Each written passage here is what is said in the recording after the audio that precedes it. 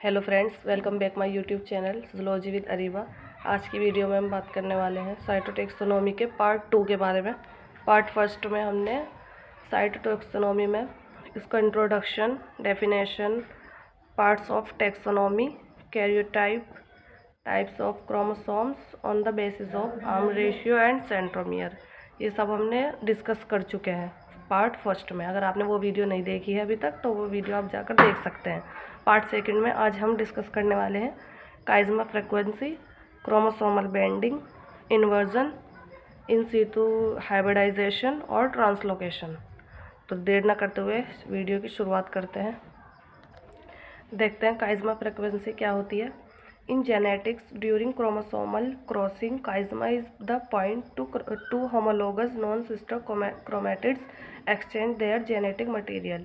Genetics के समय क्या होता है, दो होमोलोगस नॉन सिस्टर क्रोमेटिड्स अपना जेनेटिक मटेरियल क्या करती है, एक्सचेंज करती है। Which DNA as their genetic material, जहाँ पर डीएनए क्या होता है, एज ए जेनेटिक मटेरियल की तरह वर्क करता है। Is identical, is there is no noticeable change in daughter cell, और उस टाइम पर जो डॉटर सेल होती है उसमें किसी भी तरह का चेंज विजिबल नहीं होता। तीसरा पॉइंट देखते हैं, the chiasma become visible during prophase first on the of the meiosis, more specifically during the diplotene stage. Visible कब होता है, प्रोफेज फर्स्ट में, मियोसिस की प्रोफेज फर्स्ट स्टेज में, ठीक है, डिप्लोटीन स्टेज में। However the actual crossover the genetic material occurs only during pachytene stage of prophase first. Visible कब होता है, प्रोफेज फर्स्ट में, मियोसिस की प्रोफेज फर्स्ट में। और क्रॉसओवर जेनेटिक मटेरियल अकर्स मिलता कब है, हमें दिखाई देता है pectin stage of prophase first में। इसका डायग्राम के थ्रू देखते हैं। ये हमारा डायग्राम है काइज़मा फ्रीक्वेंसी दिखाते हुए, क्रॉसिंग ओवर एंड काइज़मा। यहाँ पर ये काइज़मा को शो कर रहा है, ये वाला एरो। ये हमारी होमोलोगस सिस्टर क्रोमेटिड्स है, ये भी होमोलोगस सिस्टर क्रोमेटिड्स है। और एक रेड और एक पर्पल, ये दोनों ये क्या बोलेंगे, ये हमारी एक रेड और एक पर्पल, ये नॉन होमोलोगस सिस्टर क्रोमेटिड्स है। और ये होमोलोगस सिस्टर क्रोमेटिड्स, ये भी होमोलोगस सिस्टर क्रोमेटिड्स। ये इसका डायग्राम है क्रॉसिंग ओवर और काइज़मा को शो करते हुए। अब देखते हैं काइज़मा फ्रीक्वेंसी कैलकुलेटेड बाय, कैसे कैलकुलेट की जाती है।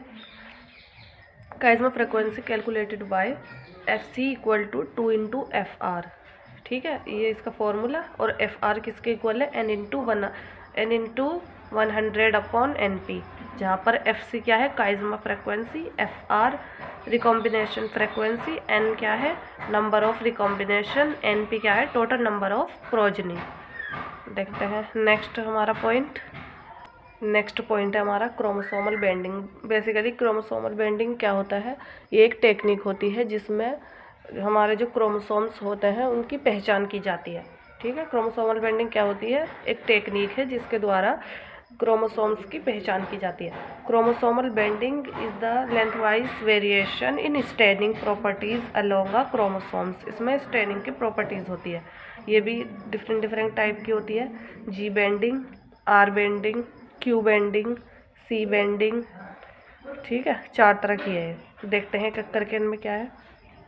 Staining with Giemsa, dark band AT rich and light band GC rich.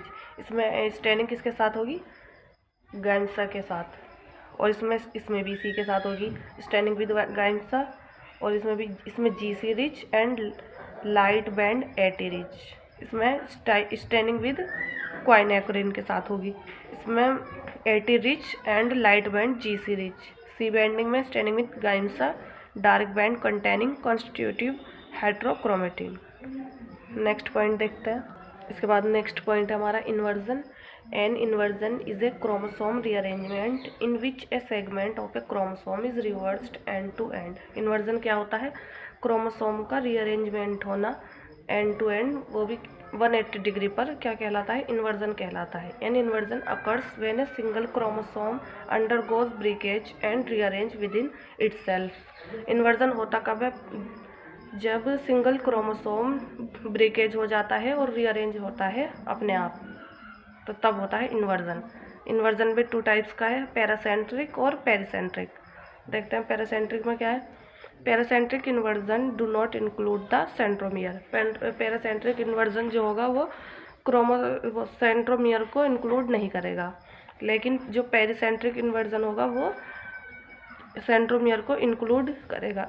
इन दोनों में यही डिफरेंस है। Paracentric inversion do not include the centromere and pericentric inversion include the centromere. देखते हैं इसकी मैकेनिज्म देखते हैं। ये हमारा क्रोमोसोम है कोई, इसके बीच में सेंट्रोमियर, यहाँ पे ABC सेंट्रोमियर, DEF। जब हमने इसको 180 डिग्री पर घुमाया तो हमें कुछ ऐसा मिला। A हमारा यहाँ, B यहाँ पर आ जाएगा जब हम इसको ऐसे करके घुमाएंगे। इसको हमने ऐसे करके घुमाया, A B, यहाँ पर C सेंट्रोमियर, D E और यहाँ जाएगा हमारा F, और ये क्या है इसका ब्रेक पॉइंट। फिर इसमें ये गैप क्रिएट हो जाएगा, यहाँ पर यहाँ होगा और यहाँ होगा। ये आ गया गैप और ये आ गया। A अपनी जगह पर है, B भी अपनी जगह पर है, यहाँ से C भी अपनी जगह पर है, बीच में सेंट्रोमियर, यहाँ D E और F ये भी अपनी जगह पर है। अब इसकी क्या होगी, रीजॉइनिंग होगी। देखते हैं अब A अपनी जगह पर ही है, B यहाँ जाएगा, C, ये D E F और बीच में हमारा सेंट्रोमियर। अब देखते हैं हमें लास्ट में कैसा मिला क्रोमोसोम। स्टार्टिंग में जो होता है वो होता है हमारा ABC सेंट्रोमियर, DEF, और अब जो हमें मिला वो क्या है, AED centromere, CBF। Next point देखते हैं अब इसके बाद। अब देखते हैं next point, in situ hybridization that uses a labelled complementary DNA, RNA और modified nucleic acid strand. Hybridization में क्या होता है, कोई कॉम्प्लीमेंट्री DNA, RNA और मॉडिफाइड न्यूक्लिक एसिड स्ट्रैंड को यूज़ किया जाता है। In situ hybridization is used to reveal the location of specific nucleic acid sequence on chromosomes in tissues. In hybridisation में क्या होता है, न्यूक्लिक एसिड सीक्वेंस ज्ञात की जाती है क्रोमोसोम टिश्यूज़ में, क्रोमोसोम्स पर स्पेसिफिक न्यूक्लिक एसिड की सीक्वेंस, उसकी लोकेशन वगैरह ये सब मतलब कि रिवील की जाती है, आइडेंटिफाई की जाती है। एक crucial step for understanding organisation, regulation and function of genes का फंक्शन, उसका रेगुलेशन, ऑर्गेनाइजेशन, इन सब को समझा जाता है, या फिर इनको बोल सकते हैं आइडेंटिफाई किया जाता है। इसका हम डायग्राम देखते हैं। ये हमारा प्रोब है, ये टारगेट DNA है। हमने सबसे पहले इसका डिनेचुरेशन कराया, उसके बाद इसका हाइब्रिडाइजेशन कराया, एंड उसके बाद प्रोब डिटेक्शन कराया, और उसके बाद हमने क्या किया, इसका एनालिसिस किया। नेक्स्ट पॉइंट है हमारा translocation. A translocation occurs when a piece of one chromosomes break off and attach to another chromosome. Translocation में क्या होता है, एक क्रोमोसोम्स का एक पीस टूटकर किसी और क्रोमोसोम्स के साथ जाकर अटैच हो जाता है, इसी को क्या बोला जाता है, ट्रांसलोकेशन बोला जाता है। ट्रांसलोकेशन 2 टाइप्स का होता है, balanced translocation and unbalanced translocation. Balanced translocation में क्या होता है, if it no genetic material is gain और लॉस्ट इन द सेल। इसमें ना तो कोई जेनेटिक मटेरियल गेन किया जाता और ना ही इसमें से कोई लॉस्ट होता। ये इसका डायग्राम है, क्रोमोसोम A कि क्रोमोसोम B, यहाँ से ये टूटा और यहीं पर ये जुड़ा हुआ है, ना तो इसने कुछ जेनेटिक मटेरियल गेन किया और ना ही लॉस्ट किया। देखते हैं नेक्स्ट हमारा unbalanced translocation. If there is a gain or loss of genetic materials, the translocation is described as। Unbalanced में क्या होता है, या तो गेन होगा कोई जेनेटिक मटेरियल या फिर लॉस होगा, उसी को हम क्या बोलेंगे, अनबैलेंस्ड ट्रांसलोकेशन बोलेंगे। यहाँ पे ये क्रोमोसोम A है, ये B है, ये हमारा A क्रोमोसोम है और ये B, यहाँ से ये यहाँ से टूटा और ये यहाँ से, यहाँ पे ये कंप्लीट है और ये यहाँ से निकल गया, तो इसने लॉस्ट हो गया इसका। यही आज की वीडियो यहीं तक थी। और अगर वीडियो पसंद आए तो वीडियो को लाइक करें, चैनल को सब्सक्राइब करें।